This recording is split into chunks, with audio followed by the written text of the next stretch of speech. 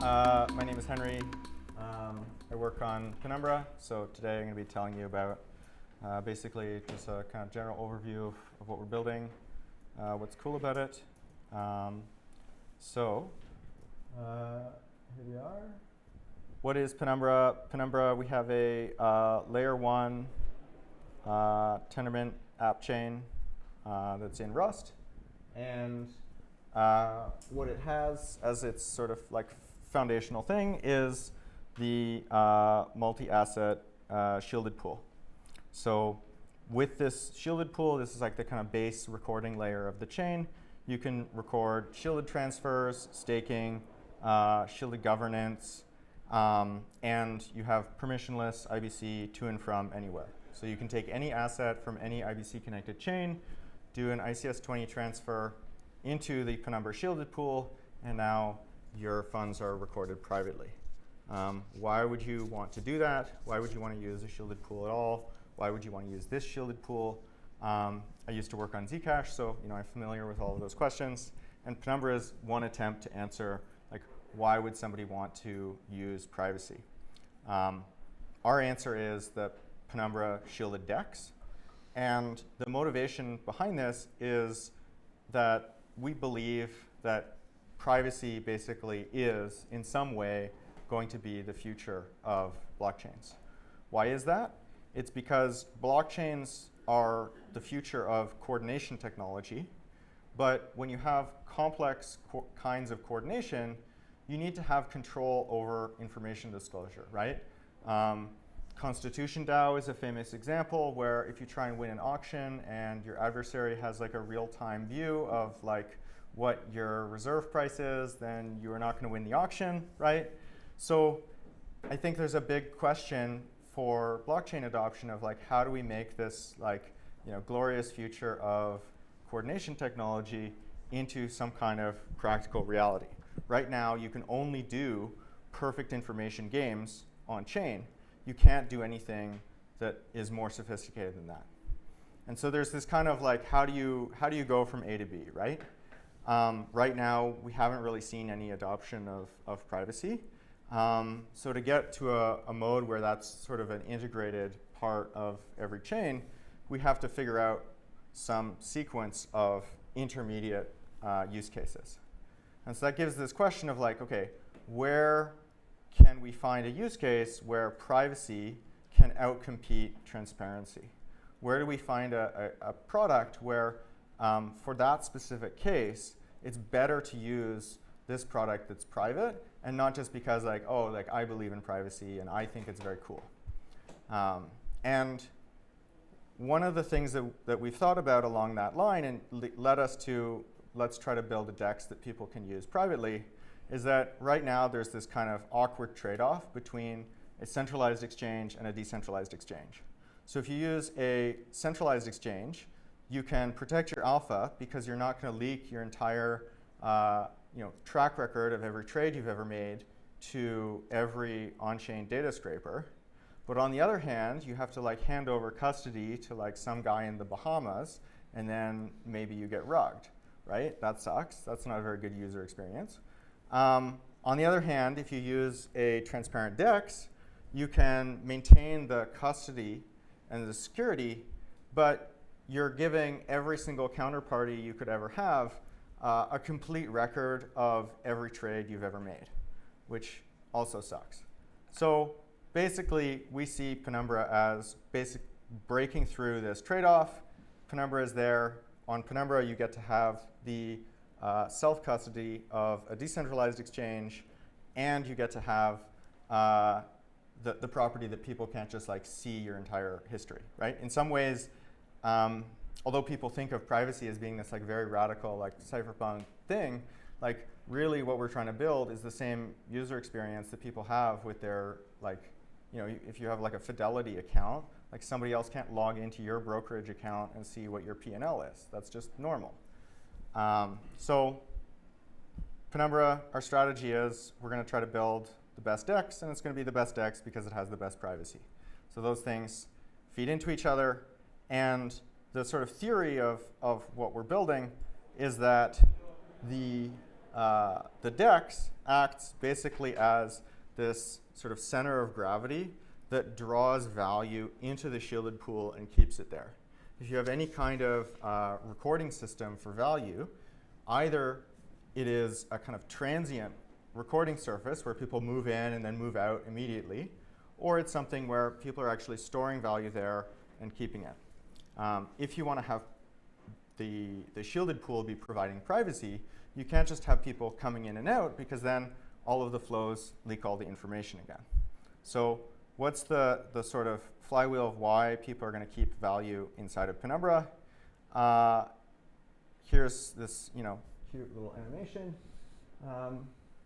If you're a trader, you get to have privacy and good prices. That draws people in. Market makers get to protect the alpha of like what their trading strategy is. Hopefully that allows them to provide better prices, and so on. So where we see this going is that you can have basically anywhere in the interchain, take that asset, move it into the Penumbra shielded pool, and from then on, it's recorded privately. So this is the vision. Probably at this point, good to kind of get into the details of like what is interesting or special about the DEX design. One of the really cool things about Cosmos as an ecosystem, Tendermint as a software, is that application developers can have like holistic reasoning about like what are the different kinds of properties of the system. What are the consensus properties? What are the economic properties? In our case, what are the privacy properties? So we've thought about what does it mean to have kind of like holistically integrated DEX. One piece of that is we have fully batched execution with no intra-block transaction ordering. We have in-protocol arbitrage that allows autofilling of orders and internalizes MEV into the protocol. We have order book style concentrated liquidity. Again, thinking through, what kind of market maker is going to benefit the most from being able to conceal their trading strategy. It's one where their trading strategy has information content. So if somebody's doing purely passive liquidity, that may be useful, but their strategy doesn't like have a lot of alpha to leak, right? If your strategy is just like XYK. But it's useful to be able to have passive liquidity. So we've implemented a way to have client-side payoff replication that allows people to replicate the payoff of whatever constant function market maker they might like to use without having to have any kind of special case on-chain logic. And for active traders, you can also have private trading strategies that don't disclose their positions or P&L. Tying this all together is on-chain optimal routing. So if you want to submit a swap, right, you don't have to decide in advance like where is the best liquidity. Rather, because we're only executing the DEX once per block, we can, for that entire batch, afford to have a little bit more sophistication about what the execution is, and then deliver that execution result to all users equally. So going through kind of each of these things in turn, looking at the batch swap part, on Penumbra, all the orders in a single block are executed in one batch at a uniform clearing price. The kind of economic reasoning for this is in line with this interesting paper called Frequent Batch Auctions as a Market Design Response. We're not doing like exactly this, but intuitively the idea of this paper is they went and studied like ticker data from TradFi exchanges and looked at like what happens with high frequency trading. And their conclusion was when people are racing to have a kind of arms race in speed, the arbitrage that's occurring there is happening faster, but rather than over time, as things get faster and faster, the amount of arbitrage shrinks, it's just being, the same amount of arbitrage is being like fought over more and more and more competitively. And you can kind of see this on chains where there's a lot of transaction order dependent behavior like Ethereum. There's all of this like kind of stupid games about like which, how are people going to like outbid each other for transaction ordering, when in fact, the entire blockchain is coming to consensus on transactions in batches. So why would you introduce this like higher resolution of timing that then people can fight over and like, compromise the economic security of your consensus when you could just like, have discrete time market designs? So that's kind of where we got to on that. Where this goes on Penumbra is that at the end of every block, we run through the DEX in 4 phases, right? So in the first phase, anybody who's submitted a transaction that opened a new liquidity position, that position gets activated, added into the market state. The chain then executes all of the batched swap intent that was submitted in that block.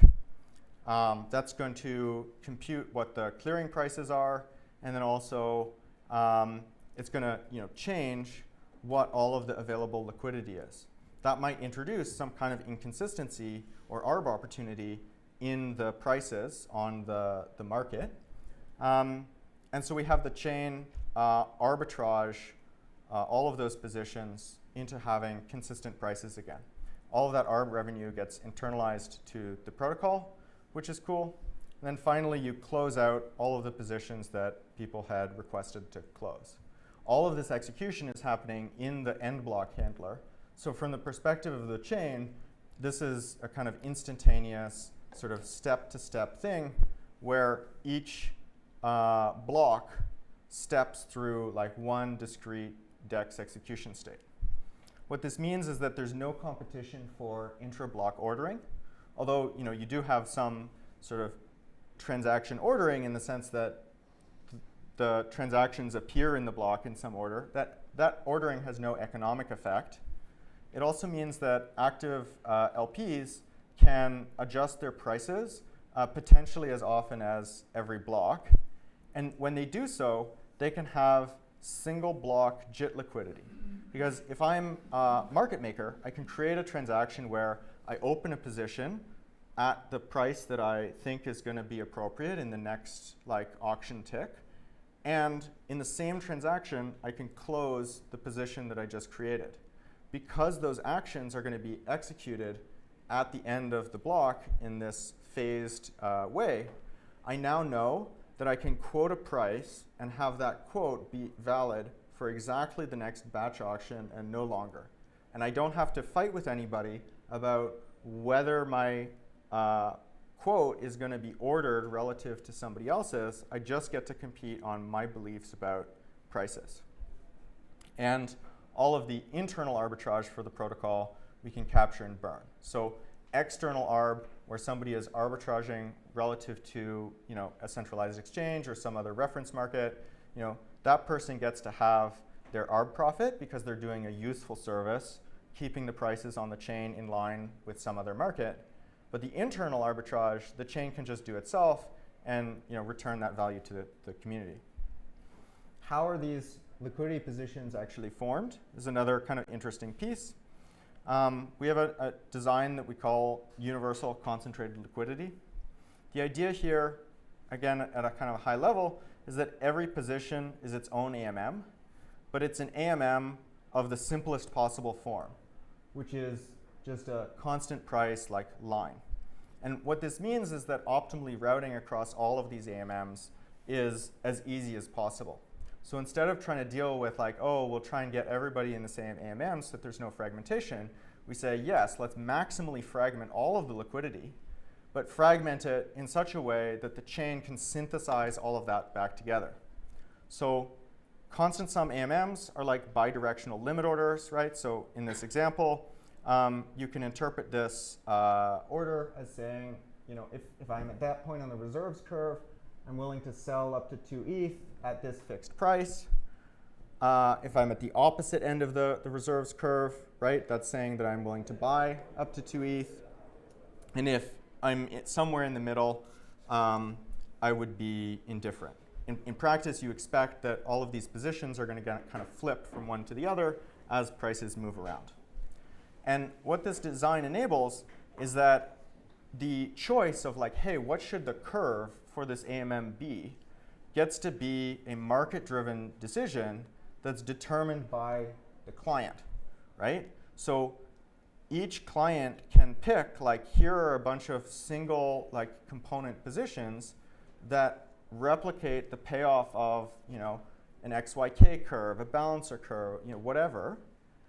And all of that liquidity gets synthesized together into the sort of global synthetic liquidity pool. These individual positions are all recorded as their own shielded NFTs in the shielded pool. And so what happens is the set of all of the open positions is public, so everybody gets to have a kind of equal view of what the aggregate state of the market is. But great. But because the positions are anonymous, market makers don't have to reveal their strategy while they're acting. So the last piece of how this works, which is really cool, is on-chain optimal routing, right? Because we have to route over all these different component AMMs, we already have to consider routing across individual AMMs. It's not that much harder to route across multiple routes. And this gives us, you know, a really cool thing in this example, right? Suppose you have two different bridged assets. So one is through Axelar, the other is through Gravity, just as an example. There's not going to be liquidity in all of these individual pairs. But what we could expect is that it's easy for somebody to do a stable swap between different bridge pairs because they can always rebalance by just going along the bridge. And the price that they're offering should effectively be pricing in their, effectively you're paying the market maker to unwind along the bridge for you. And then you have these volatile pairs where price discovery is happening. And if somebody wanted to trade, you know, along the kind of diagonal of this diamond, optimal routing means that the chain can synthesize liquidity that's available on each component pair into kind of virtual liquidity along this composite pair. So our thesis is privacy unlocks better value for everybody. We think private trading is a really compelling initial use case. But we also have thoughts about privacy beyond trading, right? The insight here is if you can interact with a DEX from the shielded pool, you can interact with other contracts too. Fundamentally, it's a similar technical problem. And so one of the things that we've been working on is thinking about what it would mean to have a private interchain account design where I can interact with any existing contract state on any IBC-connected chain in exactly the same way and have this become like a general purpose privacy layer that's rooted with this one specific use case. So there's, you know, Penumbra, that's the talk basically. We have testnets. We've had testnets for a while. We have a Discord. You can check it out. And yeah, it's very cool.